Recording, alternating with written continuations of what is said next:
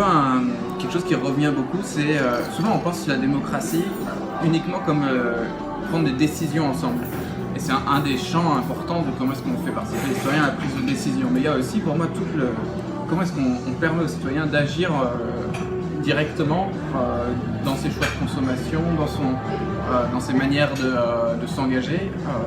Et cette question de l'action en faveur de l'intérêt général, elle est aussi souvent oubliée parce que le modèle de nos sociétés, c'est payer des impôts qui permettent de faire un service public d'intérêt général. Et du coup, souvent, l'administration a l'impression qu'elle a le monopole de l'intérêt général et c'est elle qui est censée faire l'intérêt général, et puis les citoyens ils vivent à côté, ils font ce qu'ils veulent, mais ils ne s'occupent pas de l'intérêt général. Et en fait, je crois qu'il y a un vrai enjeu de réussir à transformer nos institutions, nos administrations, nos fonctionnements politiques pour que l'objectif soit de mettre en action les citoyens directement. Donc ça veut dire plus faire pour les gens à leur place, c'est faire avec eux, voire même laisser faire et créer une espèce d'écosystème favorable où les citoyens, mais les entreprises, les associations, les fondations, tout le monde se sente co-responsable de cet intérêt général, c'est-à-dire de répondre aux défis environnementaux, aux défis sociaux, aux défis économiques.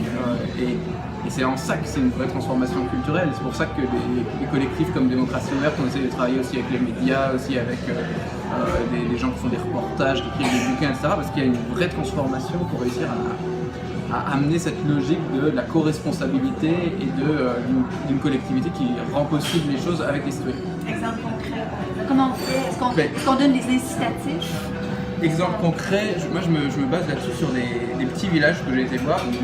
En France, je pense qu'il y a sûrement les mêmes choses au Québec, qui ont plus d'argent public ou très peu d'argent public et du coup qui ne peuvent pas faire grand-chose. Et comment est-ce qu'ils réussissent à faire quand même des trucs? Et ben, ils vont voir les citoyens. Alors quand il y a beaucoup de monde, c'est facile d'aller les voir, mais quand il y a beaucoup de monde avec le numérique, ça devient aussi de plus en plus facile d'aller voir les gens.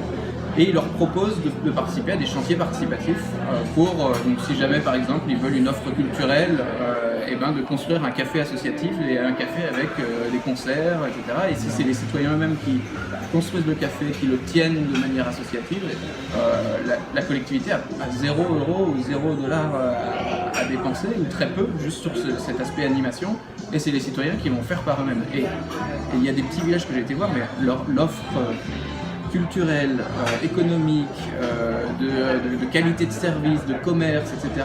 est incroyable, avec une qualité de vie incroyable, justement parce que c'est des citoyens qui se prennent en main et que le rôle de la commune là-dedans, c'est juste de les mettre en relation, de les mettre en réseau, de les outiller, de les former pour qu'ils soient capables de faire ça, mais c'est surtout pas de faire ça à leur place.